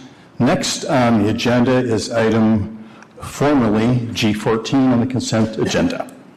Approval of an agreement with Zero Day for a grant of ARPA funds in the amount of $700,000 to support the creation of 18 permanent supportive housing units at 3405 Duke Street. Thank you very much, Manager Ritzman. Is there anyone in the chambers that wants to comment on this item? Seeing no one, Commissioners, the recommended action is to move for the approval of the agreement with Zero Day. Is there a motion? Motion made by Commissioner Hoffman. Support. Supported by Commissioner Cooney. Any discussion, Commissioners? Seeing none, Clerk Borland, please call the roll. Commissioner Decker. I will abstain. Commissioner Hoffman. Yes. Commissioner Pradle. Yes. Commissioner Wilson. Vice Mayor Hess. Yes. Mayor Anderson. Yes. Commissioner Cooney. Yes. Thank you, Commissioners. The motion passes. Next was formerly consent agenda item G15, now on our regular agenda. Manager Ritzman. Adoption of a resolution approving a 50-year 4% pilot for Cal Recovery 1 Limited Dividend Housing Association for the creation of 46 housing units located on a portion of 333 East Elcott Street, bounded by Reed Street, Belford Street, Bryant Street, and the Portage Creek. Thank you very much, Manager Ritzman. Is there anyone in the chambers who would like to comment on this item? Seeing no one, Commissioners, the motion is to approve an agreement with Cal Recovery, LDHA. Is there a motion? So moved. Motion made by Commissioner Cooney. Support. Supported by Vice Mayor Hess. Any discussion, Commissioners? Thank you. I'll just say this is a totally awesome project. Local developers, fantastic. Clerk Borling, please call the roll. Let's see. Sorry. Commissioner Hoffman. Yes. Commissioner Pradle. Yes. Commissioner Wilson. Yes. Vice Mayor Hess. Yes. Mayor Anderson. Yes. Commissioner Cooney. Yes. Commissioner Decker. Yes. Thank you very much, Commissioners. The motion passes. Next, Manager Risma. Approval of an agreement with Cal Recovery Limited Dividend Housing Association Limited Partnership for a grant of ARPA funds in the amount of $700,000 to support the creation of 46 permanent supportive housing units. Thank you very much. Is there anyone in the chambers who would like to comment on this item? Seeing no one, Commissioners, the requested motion is to approve an agreement. This is for... Yes. Yes, hi, KMK. So this is also only 8 units. Where are we doing 16? Sorry, I'm looking at the... Okay, we're doing 17. So yeah, this is only 8 units as well for incomes not exceeding 30%. And something that I noticed from the Sugar Loaf project is that the cost of rent has increased 40%, and the wages have only gone up 5.5. And I see with the Sugar Loaf project that they're going to have to absorb some of the costs to keep those Unit 10 homes affordable. That speaks to like the bigger systemic issues that we need to realize that we have in Kalamazoo, where it's more of a landlord problem. And I wouldn't even say it's a local landlord problem. I would say it's a corporate landlord problem. I wonder how many landlords are using RealPage, which is being sued by the state, by the government because of their predatory practices. We're getting the bare minimum of units. Well, it's 8 units for not exceeding 30%, 16 units not exceeding 40%, and 8 units not exceeding 50%. And then the 19 units are not exceeding 80%. So I just want to say, like, we need to really look at a comprehensive plan, especially with the consolidated plan. I don't think with all of the statistics and data, and Sheriff Parsons said this is a no-brainer for homelessness prevention strategy to provide more housing stability and permanence, and this is not going to do it, especially not with just the bare minimum of units, and also with just eviction prevention and deposit security. We need a safety net in Kalamazoo. It's getting to a point where people don't even have their safety nets because their safety nets are also struggling now. So we need a safety net. We need to really consider what we can do with these statistics to make a better impact in the community, to really say that we're doing something, say that we're progressive for a reason, and not just like words, because anybody could talk anti-racism jargon all day, but it takes a real person to look within themselves and their own implicit bias and their own thoughts about homelessness and those biases and the discrimination that happens for people. You see the people here are like the face because that's the narrative, but there's people living in their cars, people doubled up. There's a lot of different situations that are homelessness, that people who have jobs. That's the Alice community. Thank you. Anyone else would like to comment on this item? Seeing no one, Commissioners, the requested motion is approval of an agreement with Cal Recovery, LDHA. Correct? Is that where we are here? All right. Is there a motion? So moved. Motion made by Commissioner Hoffman. Supported by Commissioner Wilson. Is there any discussion, Commissioners? Seeing none, Clerk Borland, please call the roll. Commissioner Wilson. Yes. Vice Mayor Hess. Yes. Mayor Anderson. Yes. Commissioner Cooney. Yes. Commissioner Decker. Yes. Commissioner Hoffman. Yes. Commissioner Pradle. Yes. Thank you, Commissioners. The motion passes. Next, and I think last item on our regular agenda was formerly G17 on our consent agenda. Manager Risma. Approval of an amendment to the 2023 Housing Development Fund loan agreement with 530 Rose Limited Dividend Housing Association Limited Partnership for the Rose Street Senior Housing Project located at 530 South Rose that will match low-income housing tax credit income levels during the affordability period. Thank you. Is there anyone in the chambers that wants to comment on this item? Seeing no one. Commissioners, the requested action is to approve an amendment to the 2023 Housing Development Fund loan agreement with 530 Rose Limited Dividend Housing Association. Is there a motion? So moved. Motion made by Commissioner Decker, supported by Vice Mayor. Motion made by Vice Mayor Hess, supported by Commissioner Decker. Darn, that was the last one. I was going to get it all totally right down to there. Oh well, you can't be perfect. Even the Detroit Lions can't be perfect, but they did win. So, Clerk Barley, any discussion on that item? Clerk Barley, please call the roll. Vice Mayor Hess.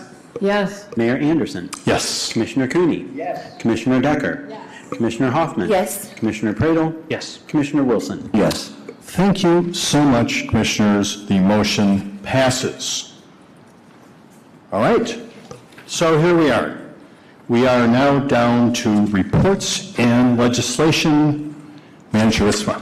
Thank you, Mayor. Just a couple of things I want to draw attention to. First of all, I just want to thank Antonio Mitchell, our Community Planning Economic Development Director, and Sherilyn Parsons. I think she left already, but the great work they're doing in bringing these projects forward. I know it's been expressed that it's not enough, and I do agree, but we have to keep going at it, and these take a long time to come to fruition, but our team is committed to continue to work on this and for our community to bring affordable housing. So I just wanted to recognize their great efforts in that work area that they perform. Secondly, I just want to draw attention also to the Public Safety Gun Amnesty Program. So this was highlighted last week by our Public Safety Department, and it's a program offering residents a safe and anonymous way to dispose of unwanted firearms. If you want more information on this, our webpage at kalamazoopublicsafety.org/resources has the entire program laid out. There are actually 7 places for drop-off locations, and we encourage folks to take advantage of that. And again, it's completely anonymous and certainly in line with Commission's high priority of reducing gun violence and guns in our community. That's it, Your Honor. Thank you very much, Manager Isma. Clerk Burley, do you have a report for us this evening? I do, Mayor. Thank you. This is the last commission meeting before the presidential election on November 5th. I just wanted to give the commission a hopefully brief update on kind of where things stand. First thing, because it's right here today, today is the actual close of registration for people to be able to register to vote by mail or online. We still have a few hours left in today, so people can go out to mi.gov/vote to check their voter registration and register or update their address. They can do that online.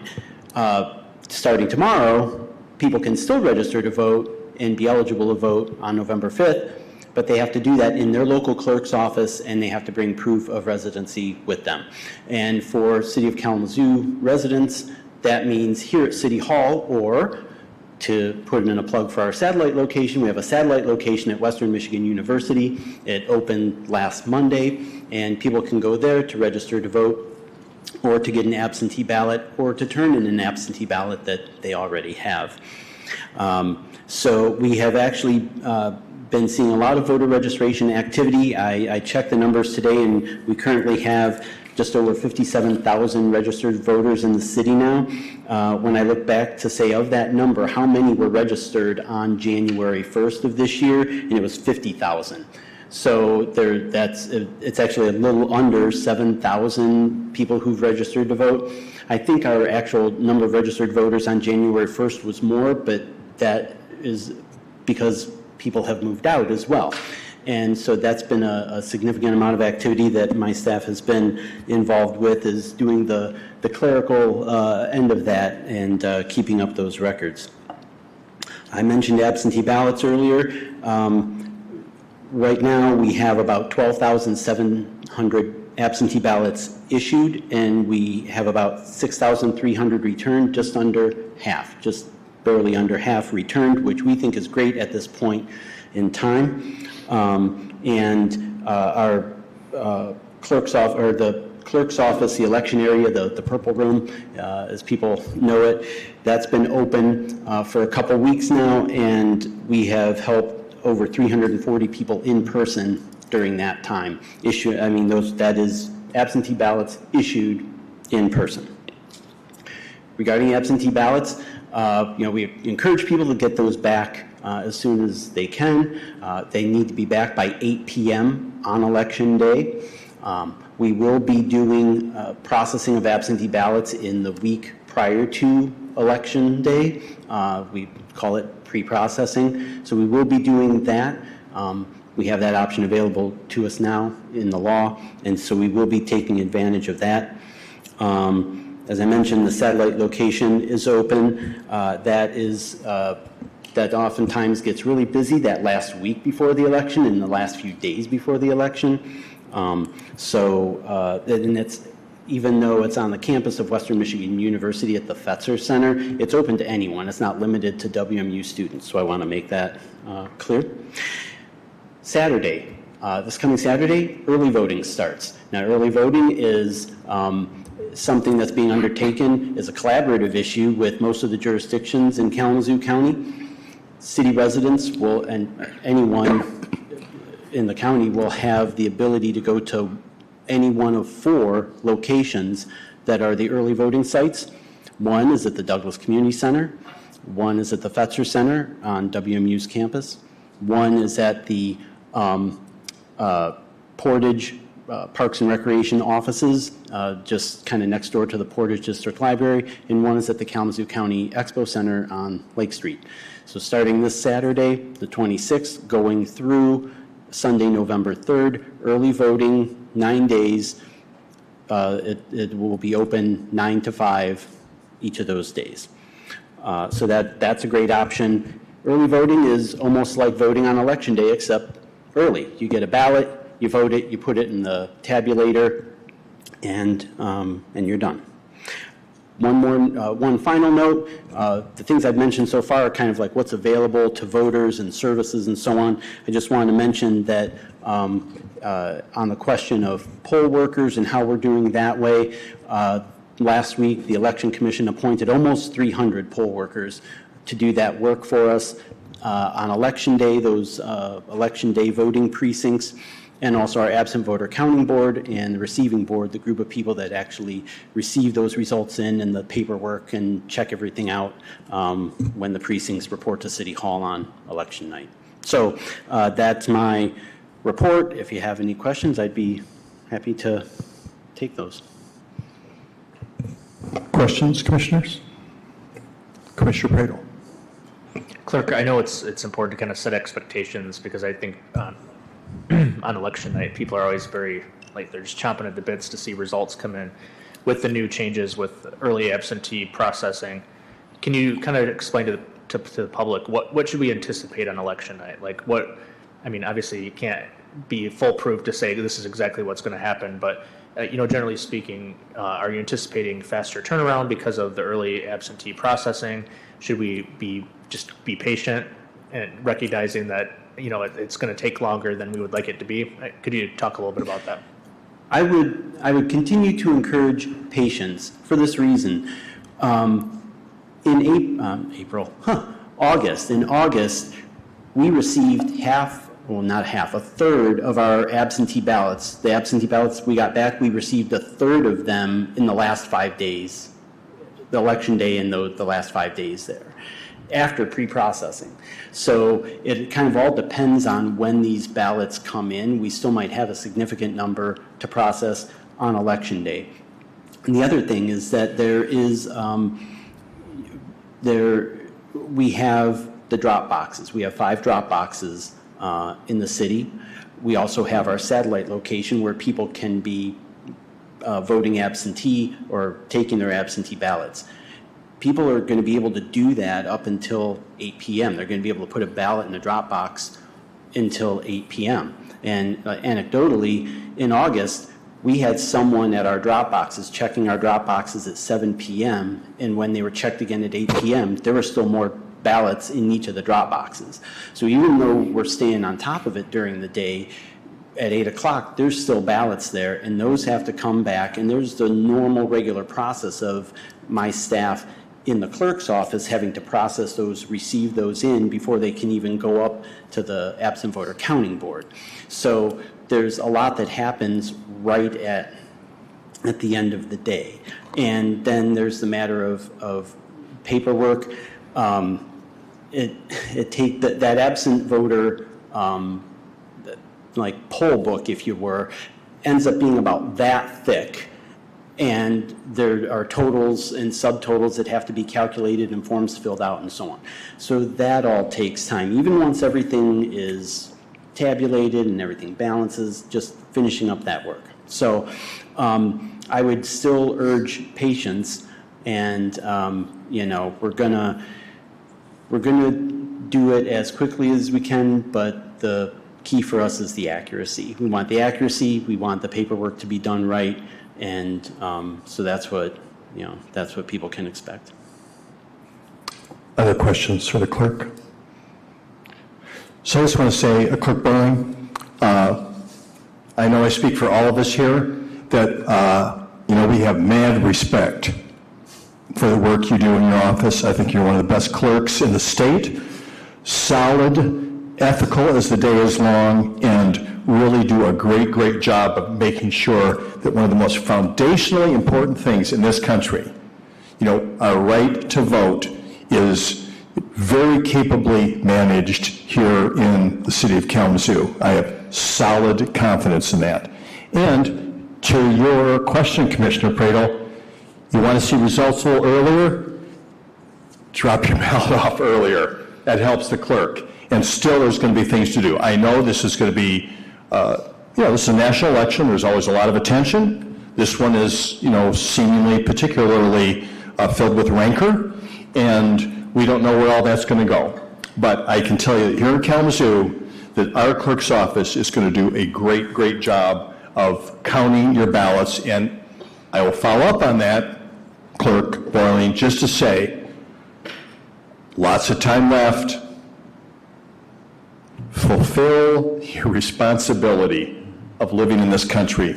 Please come out and vote. Thank you so very much. Now we are down to commissioner comments. Commissioners, is there anyone who would like to make a comment? Commissioner Decker. Thank you, Mayor. I just want to say thank you to the individuals that came down here. It takes a lot of courage to come down here and stand up and talk about your circumstances that you're going through, especially being, a houseless individual. But we do have a lot of housing coming online, and it takes time to get things done.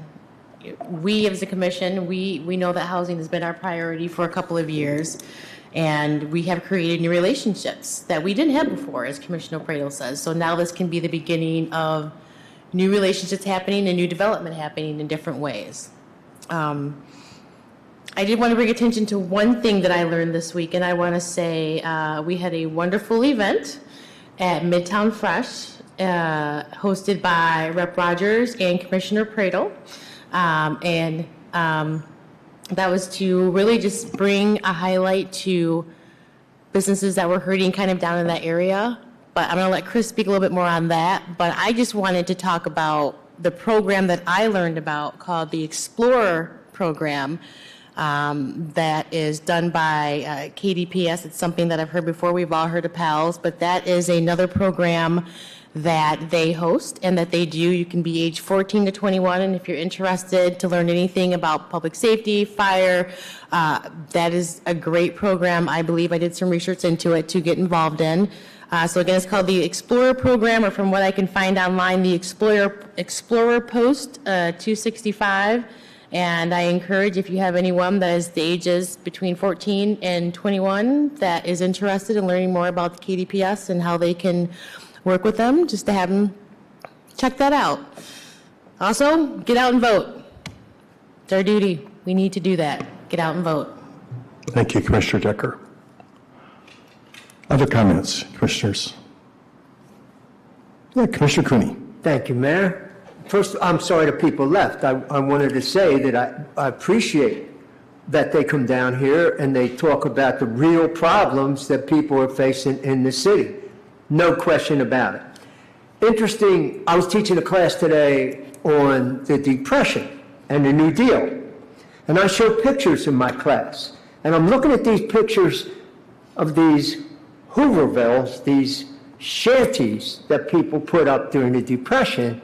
And I'm thinking to myself, this looks like Los Angeles, this looks like San Francisco, this looks like cities that we have in our country today. And it's disgraceful that this nation that has such wealth allows its citizens to be in such a situation. I agree with what the people that came here tonight were talking about. There's no city in this country that can solve this problem by itself. The only way to solve this problem is with national intervention. And that's why it's so important that people vote in 2 weeks. We have to do what we can. These things that we did tonight are so important. They make a difference in people's lives. It's better to light a candle than to curse the darkness.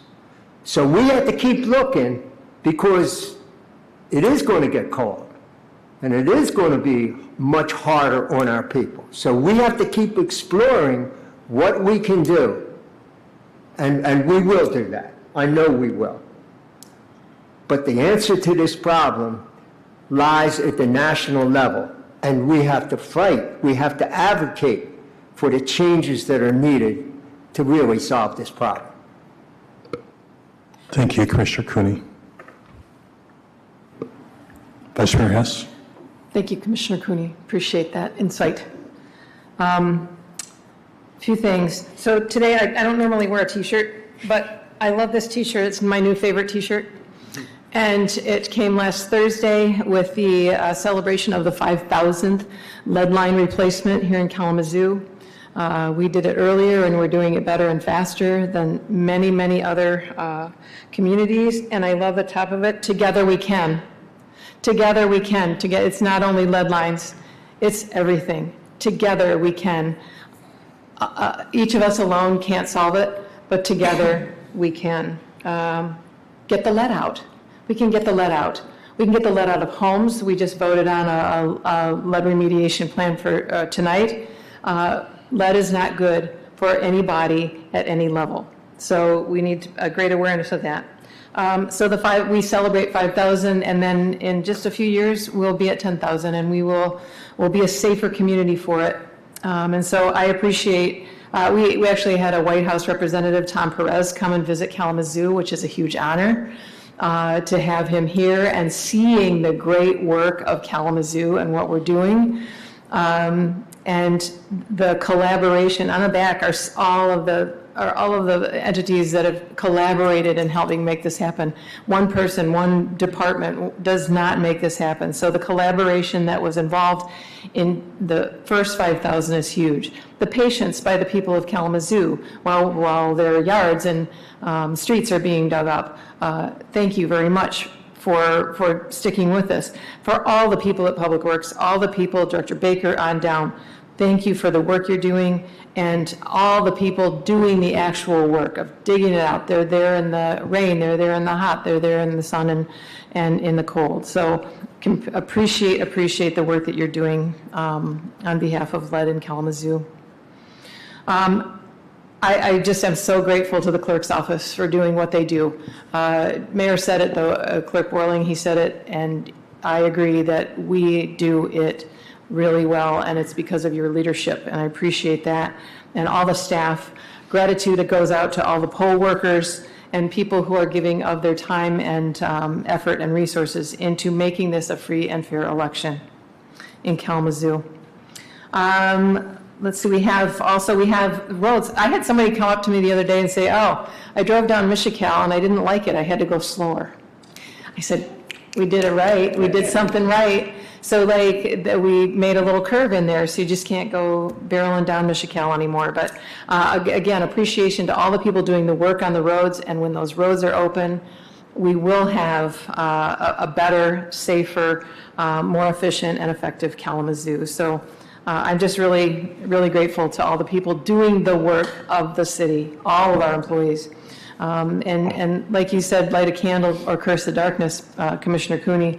I'll say that there was a man on a beach with a lot of starfish, and he was walking along the beach and throwing one out into the water and throwing another one out into the water. And a man came up to him and said, hey, you're not going to save all those starfish. And he said, no, but I'm going to save that one, and I'm going to save that one, and I'm going to save that one. And together, we can save them all. Thank you. Thank you, Vice Mayor Hess. Other comments, commissioners? Commissioner Pradel. Said something just quickly to add about the Tom Perez visit last week. Director Baker, great job to you and your team for putting that together. That was a great event. But you know, when you have people come and visit, a lot of times it's like you feel like it's their job to come and butter up, you know, whatever city they're coming to, right? But I really sensed with Tom Perez, he was very authentic in the impact that this city has been having. And I'll give you an example of that. He talked about how nationwide, I think, correct me if I'm wrong about this, Director Baker, but I think it was like in the last 4 years, there have been something like 375,000 lead service lines replaced nationwide. And you think about that, like we were there celebrating 5,000 of those 375,000. And you think about, like, that's when you're stacking, like, Los Angeles, New York, Chicago, cities with millions of people. And that's a pretty big portion of that 375,000 when you consider that you're stacking that up against millions of other people and cities across the country. And so that's significant. And so he noted that was really impressive to see. So thank you to you and your team, Director Baker, for really keeping your foot on the gas with moving that forward and continuing to do that hard work throughout our city. And then also, I just wanted to echo what Commissioner Cooney said. You know, the thing that's so particularly frustrating this election season, we're being just inundated with commercials on radio and TV and in our mailboxes. They're sometimes just what they're focused and fixating on are these issues that are really meant to wedge us and divide us. And you think about the real, honest-to-God issues that are impacting us that we can't solve by ourselves. And they barely get a footnote, you know, when you're thinking about the housing crisis nationwide. And if that's the real impact that we need from the federal government to really support us as communities, because you heard from somebody mentioning about Battle Creek, and apparently there's a shelter that closed in Battle Creek, and I had not heard that. But what happens when somebody loses resources in another place? They're going to go to the place that has resources, and so you can add 150 new units of housing, but if your next door neighbor doesn't do their part, then somebody has to absorb that, and it becomes a reality where you're just never solving the problem, because you can't, even when you're making significant, substantial gains, other people's failures are making more hardship for your community. And so this is a collective impact issue that we need the state and we need the federal government to support us as communities. And it is getting to a tipping point that I genuinely do not believe that communities like ourselves can handle this by ourselves. So thank you for bringing that up. Thank you, Commissioner Pradel. Other comments, Commissioners? All right. Well, once again, it's a pleasure spending an evening with you. And I know that, the work that happened relative to housing on our agenda tonight, is not the last thing they've done. It's not going to solve all problems. But I do want to take a moment to recognize all that work. That is vast commitments of time and money and effort to pull projects like this forward. I mean, it is not to be dismissed. just because it doesn't solve the problem tonight.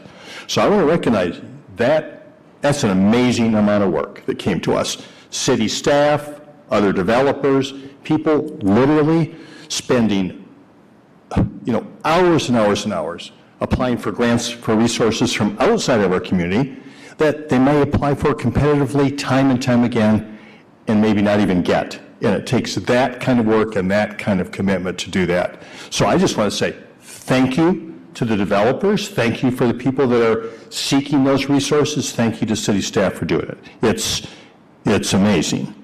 And I would suggest that if you look around at agendas in Kalamazoo County, you will not, in the last 50 years, find an agenda that looks like our agenda when it comes to housing development, period, hands down.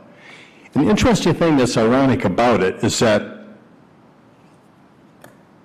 we are not arguing about should there be a development here or do we really want affordable housing there. These things appear on a consent agenda because everybody knows we're going to say yes, we're going to do that, we're going to help that happen. So trust me, there will be places that you will go. Folks in Kalamazoo County, you voted for the housing millage. All the various jurisdictions have to step up, but there'll be places where that kind of development just would not happen. It's not allowed. Okay. And I thought the comment was smart about recognizing that the Bella Creek shelter closed. Why is it any surprise that there's people here in Kalamazoo? And as a matter of fact, as someone who, in my day job, gets funding to do outreach work and stays in touch with our shelters, the majority of people that we are seeing as of late in Kalamazoo, brand new to Kalamazoo, come from a ton of other places. And why is that? Because people hear there's resources here. So back to you, Commissioner Cooney.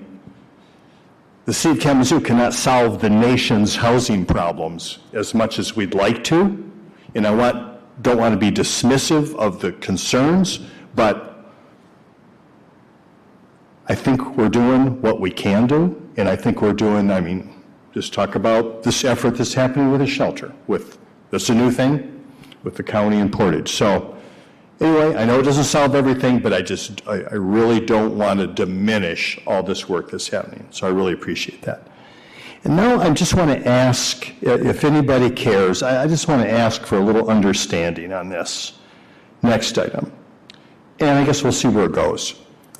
There's also, unless I'm mistaken, I don't think there's really many adjacent places that have a consent agenda that allow anyone in the chambers to be able to take items off that consent agenda.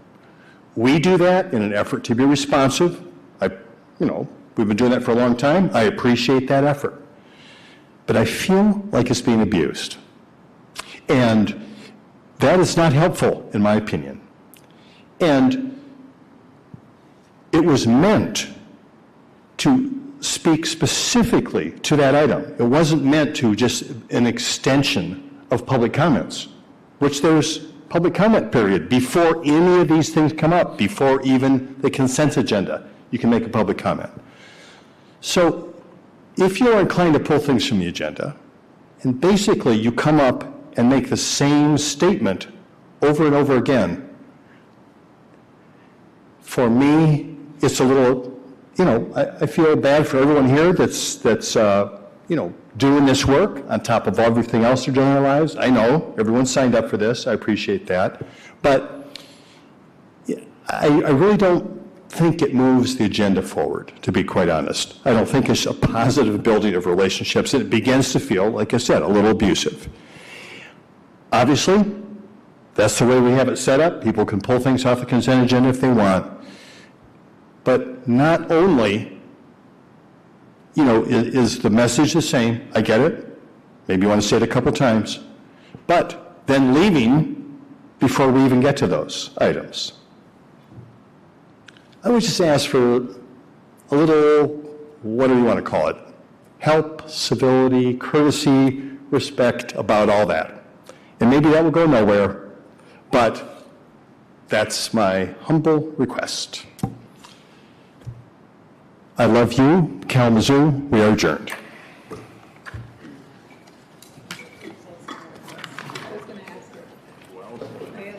Yeah. Maybe it'll make it worse, I don't know.